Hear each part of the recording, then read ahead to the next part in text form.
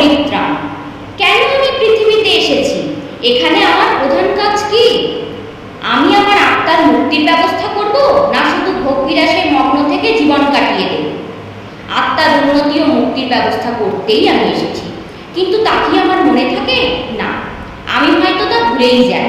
সারাদিন কাজ করে এবং রাত্রে ঘুমিয়ে আমার দিন চলে যায়। আমি শুধু সংসারের কথা চিন্তা করি। সমস্ত পৃথিবীর অধিকারী হয়েও আমি যদি আত্মার ক্ষতি করি, তাতে আমার কি লাভ?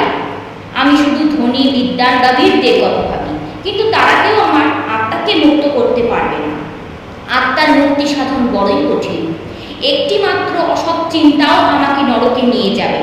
অর্থ দিয়ে আত্মার মুক্তি কেনা যায় না। সংযম ও পবিত্রতা দ্বারাই তা লাভ করতে হয়। একবার মাত্র পবিত্র বা দোষমুক্ত হলেই আত্মার মুক্তি লাভ করা যায় না। চিরজীবনের জন্য পবিত্র থাকতে হবে, মৃত্যু মুহূর্ত পর্যন্ত থাকতে হবে। আমি যদি আমার মনকে প্রশ্ন করি, হে আমার মন, তুমি কি পবিত্র আছো? তবে আমি কি উত্তর পাব? আমার অতীত জীবন হয়তো মলিন, আমার বর্তমান জীবন হয়তো পাপের অন্ধকারে ডুবে, আমার ভবিষ্যৎ জীবনও হয়তো তাই। যে আত্মা নরকে শাস্তি পাচ্ছে সে আর কোনো দিনও মুক্তি পাবে না। চিরকাল সে সেখানেই থাকবে। একটি হাত নষ্ট হয়ে গেলে অপর হাত দিয়ে আমি কাজ করতে পারি। একটি চোখ নষ্ট হলেও আরেকটি চোখ দিয়ে আমি দেখতে পাই। জীবন যুদ্ধে পরাজিত হলে হয়তো পরে আবার জয়ী হতে পারি, কিন্তু একবার যদি আত্মাকে হারাই তবে চিরদিনের জন্য তাকে হারাবো। আত্মাকে হারিয়ে আমার যে ক্ষতি হয় তা পূরণ হওয়া কোনো দিনও সম্ভব নয়। ছোট বা বড় যে কোনো প্রকার পাপ থেকে শুধু দূরে থাকলেই হবে না, যেসব কাজ, কথা বা চিন্তা আমাকে পাপের পথে নিয়ে যায় তা থেকেও অনেক দূরে থাকতে হবে। পুণ্য। আমি কি কখনো ভেবে দেখেছি যে পরিত্রাণ পেতে হলে আমাকে পুণ্যের পথে চলতে হবে? ঈশ্বরের সন্তান বলে যে মর্যাদা আমার আছে সেই অনুযায়ী আমাকে জীবনযাপন করা উচিত। কিন্তু সৎপথে চলা কেবল আমার দ্বারা সাধিত হয় না। একদিক থেকে ঈশ্বরের সাহায্য প্রয়োজন, অপর দিক দিয়ে আমার সৎ চেষ্টার প্রয়োজন। ঈশ্বরের সাহায্য বা কৃপা অধিকাংশ ক্ষেত্রে না চাইলেও তিনি তার অসীম বদান্যতায় আমাকে তা দিয়ে যাবেন। আবার অনেক ক্ষেত্রে তিনি চান যে আমি আমার প্রয়োজন মতো বিশেষভাবে তার কৃপা চেয়ে থাকি। প্রার্থনা করলে আমি ঈশ্বরের কৃপা পেতে পারি। যিশু নিজেই বলেছিলেন, তোমরা চাও পাবে, তোমরা দরজায় আঘাত করো, দরজা খুলে দেওয়া হবে। অবশ্য অনুগ্রহ পাওয়া ছাড়া প্রার্থনা দিয়ে আমি ঈশ্বরকে প্রশংসা করি, তাকে ধন্যবাদ দিই, তার কাছ থেকে ক্ষমা ভিক্ষা করি। কিন্তু কেবল প্রার্থনাই নয়, আমি পুণ্যের পথে চলি যখন ঈশ্বরের আদেশ পালন করি। ঈশ্বর যে 10টি আজ্ঞা আমাকে জানিয়েছেন সেই 10টি আজ্ঞা পালন করে আমি তাকে ঈশ্বর বলে স্বীকার করি এবং প্রতিবেশীকে উপযুক্ত সম্মান দেখাই। উপরন্তু যিশু আমাকে এক নতুন আজ্ঞা শিখিয়েছেন এই বলে, আমি যেমন তোমাদের ভালোবেসেছি তেমনি তোমরাও পরস্পরকে ভালোবাসো। এই ভালোবাসাকে তিনি খ্রিস্টীয় জীবনের চূড়ান্ত আদর্শ স্বরূপ রেখে গিয়েছেন। আমি আমার জীবনকে পূর্ণমণ্ডিত করি ভক্তি ও ভালোবাসার সৎ কাজ দিয়ে। ভক্তি দিয়ে ঈশ্বরের উপাসনা করি এবং সেবা দিয়ে প্রতিবেশী মানুষকে ভালোবাসি। ধর্মের পথে চলে সৎ কাজ করার ইচ্ছা তোমার হয়তো আছে, কিন্তু তুমি কি সেজন্য কোনো চেষ্টা করছো? না, তুমি তা এতটুকু করছো না। কেন তা করছো না? কে তোমাকে বাধা দিচ্ছে? তোমার বন্ধু না তোমার প্রতিবেশী? তুমি হয়তো ভাবছো অসৎ বন্ধুদের সঙ্গে না মিশলে বা তাদের কথা মতো না চললে তারা তোমাকে উপহাস করবে। অসৎ বন্ধুদের জন্য তুমি কি ধর্মের পথে না গিয়ে পাপের পথে চলেছো? হায়, লোকে কি বলবে বা কি মনে করবে এই ভয়ে তুমি পাপ করতে যাও, অথচ এই লোক লজ্জার জন্য নিজের কি ক্ষতি করছো তা কি তুমি বুঝতে পারছো? কে কি মনে করবে, কে কি বলবে, এই লজ্জার ভয়ে তুমি ঈশ্বরের আদেশ অমান্য করে শয়তানের ক্রীতদাস হয়ে পড়ছো। শয়তান তোমার আত্মা অধিকার করে বসেছে। হায়, তুমি নিজেই নিজের সর্বনাশ করছো। তুমি হয়তো ধর্মপরায়ণ সৎ হতে চাও, অথচ সেজন্য কোনো চেষ্টাই তুমি করছো না। তুমি কি মনে করো যে অশ্লীল গান না শুনলে, উচ্ছেদ ছবি না দেখলে লোকে তোমাকে উপহাস করবে?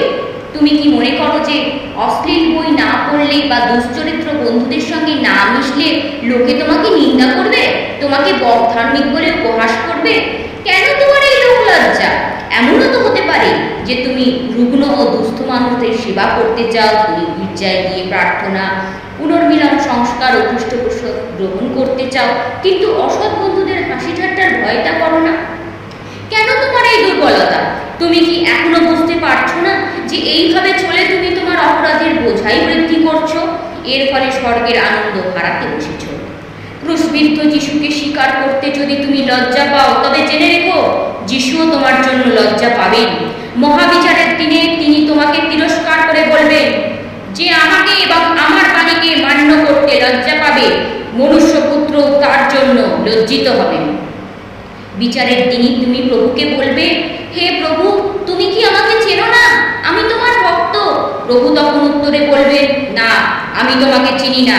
আমার সেবক হতে তুমি লজ্জিত হয়েছ, আমার বাণী স্বীকার করতেও ও আদেশ পালন করতেও লজ্জা পেয়েছ, আমার সৎ নির্দেশ অগ্রাহ্য করেছ, তাই এখন আমি তোমাকে গ্রাহ্য করব না। আমি তোমাকে চিনি না, আমার সম্মুখ থেকে দূর হও।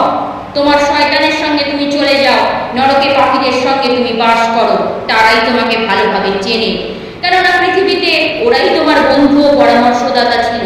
আমি তোমাকে চিনি না। আমি ক্যাথলিক মণ্ডলীর আদর্শ সভ্য হব, কখনো পাপাচার করব না, ধর্মের কাজে কখনো অবহেলা দেখাবো না, ধর্মচিহ্ন স্বরূপ ক্রুশবিদ্ধ যিশুর পবিত্র মূর্তি বা কুমারী মাতা মারিয়ার পবিত্র পদক সব সময় গলায় ধারণ করব, প্রতিদিন রোজারি মালা জপ করব এবং রাতে ভক্তিপূর্ণ হৃদয়ে দূতের প্রার্থনাটি না বলে শুতে যাব না। হে আমার বন্ধু, তুমি কি কখনো গুরুপাপ করেছ? তুমি কি সেই পাপের দ্বারা তোমার আত্মাকে কলুষিত করেছ? তুমি কি জানো গুরুপাপ করে তুমি কি অপরাধ করেছ? তুমি কি তোমার সৃষ্টিকর্তা, সর্বোচ্চ পিতা ও মুক্তিদাতা ঈশ্বরকে অস্বীকার করেছ? তাহলে ভেবে দেখো কি চরম বিশ্বাসঘাতকতা, কুৎসিত বিদ্রোহ এবং গুরুতর অবাধ্যতার কাজ তুমি করেছ। ঈশ্বরের কৃপা, অতীত জীবনের সব কর্মের শুভ ফল, স্বর্গরাজ্যের উত্তরাধিকার সব কিছু তুমি হারিয়েছ। তুমি এসে দাঁড়িয়েছ একেবারে নরকের দরজায়। হে আমার আত্মা, তুমি কি এখনো তপ করছো? হে আমার হতভাগ্য আত্মা, তুমি কি জানো কে তোমার বিরুদ্ধে? স্বয়ং ঈশ্বর তোমার বিরুদ্ধে। তুমি কি জানো এখন তুমি কার দাস? এখন তুমি শয়তানদের দাস, অথচ নিশ্চিন্ত মনে তুমি দিন কাটাচ্ছ। তুমি কি জানো না ঈশ্বরের আদেশে এই মুহূর্তে তোমার মৃত্যু ঘটতে পারে, তারপর তোমাকে যেতে হবে অনন্ত নরকে। মনে রেখো, মাত্র একবার অহংকার প্রকাশ করায় হাজার হাজার স্বর্গদূত নরকে গিয়েছে। শত শত পাপে তুমি ডুবে আছো, অথচ তুমি কেমন করে নিজেকে নিরাপদ মনে করছো? এখন হয়তো তুমি পাপ থেকে মুক্ত আছো, হয়তো তুমি কোনো পাপ করো না, কিন্তু এই মুহূর্তে তুমি প্রলোভিত হয়ে পাপ করতে পারো। প্রলোভন হচ্ছে ভয়ঙ্কর শত্রু। এই প্রলোভনের বশে স্বর্গদূতেরা পাপ করেছে। আমাদের আদি পিতা আদাম ও ঈভ পাপ করেছেন। অতএব সব সময় মনে রেখো, স্বর্গদূত ও প্রেরিত শিষ্যদের মতো নির্মল চরিত্রের অধিকারী হয়েও যে কোনো মুহূর্তে তুমি পাপ করতে পারো। শয়তান তোমার কাছেই আছে, তোমাকে পাপের পথে নিয়ে যাওয়ার জন্য সে সব সময় চেষ্টা করছে। অতএব খুব সাবধানে থাকবে, মুহূর্তের ভুলে তোমার সর্বনাশ হতে পারে। যেসব পাপ এখনো স্বীকার করনি, সেই সব পাপের জন্য অনুতপ্ত হও এবং যত শীঘ্র পারো সেই সব পাপ স্বীকার করো।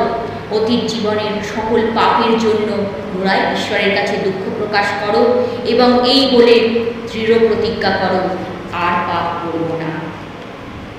হে আমার মন, প্রভু যিশুর ক্রুশবিদ্ধ অবস্থার কথা ধ্যান করো, চিন্তা করো তার দয়ার কথা।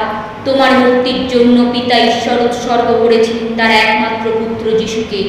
তোমারই জন্য সেই অদ্বিতীয় পুত্র ক্রুশে জীবন দান করেছেন। তার পবিত্র রক্তের একটিমাত্র বিন্দুই তোমাকে মুক্তি দিতে যথেষ্ট ছিল। তবু তোমার প্রতি তার গভীর স্নেহের জন্য তিনি তার শেষ রক্তবিন্দু দান করলেন।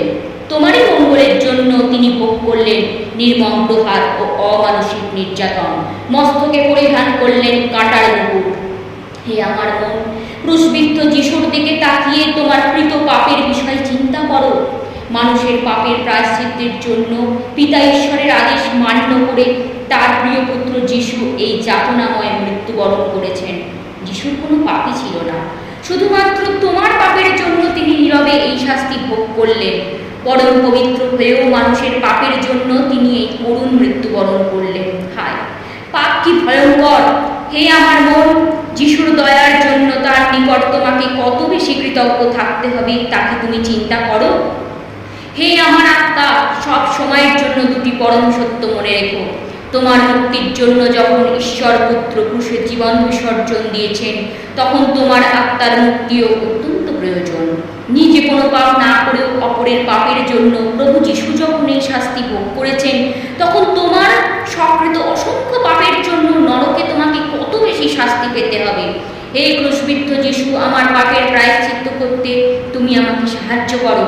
পাপ থেকে মুক্ত হয়ে আমি যেন মুক্তি পাই। আমার পাপের জন্য তুমি যে ভীষণ প্রায়শ্চিত্ত করেছ, সেজন্য আমি চিরকৃতজ্ঞ। হে মুক্তিদাতা প্রভু, তুমি আমার সদয় হও, আমি যেন আর পাপ না করি। আমার জন্যই প্রভু যিশু দুঃখ পেয়েছেন, সেজন্য পাপ করে আমি আর তাকে দুঃখ দেব না। আমার জীবনের মূল মন্ত্র হবে, পাপ করা অপেক্ষা মৃত্যুই শ্রেয়। ভক্তি সহ যিশুর নিকট প্রার্থনা জানিয়ে সপ্তাহে অন্তত একবার পাপ স্বীকার করে খ্রিস্টপ্রসাদ গ্রহণ করব। আমার মুক্তির জন্য পরম স্নেহময় যিশু ক্রুশকাঠে কতই না যাতনা ভোগ করেছেন, সেই সব কথা সব সময় মনে রাখার জন্য তার ক্রুশমূর্তি আমার কাছে রাখব। হে প্রভু যিশু, আমার ভালোবাসার জন্য তুমি ক্রুশে প্রাণ ত্যাগ করেছ। তোমার এই আত্মোৎসর্গের জন্য আমি চিরকৃতজ্ঞ। হে পরম করুণাময়ী মা, আমার প্রতি তোমার পুত্রের স্নেহ সীমাহীন। তার স্নেহের প্রতিদানে আমি তাকে একবারেই ভালোবাসি না। পাপ করে আমি তাকে বারবার আঘাত করেছি, তার ক্রুশ যন্ত্রণা বাড়িয়ে তুলেছি। হে পুণ্যময়ী মা মারিয়া, তুমি খ্রিস্ট ভক্তদের পরম সহায়। আমাকে শক্তি দাও, আমি যেন আমার এই শুভ সংকল্প সার্থক করে তুলতে পারি। হে ঈশ্বর জননী, তুমি দয়া করলে আমি প্রকৃত ঈশ্বর ভক্তের মতো জীবন কাটাতে পারব। আমি হতে পারবো তোমার সুসন্তান। হে পরম কল্যাণময়ী মা, আমার প্রতি দয়া করো।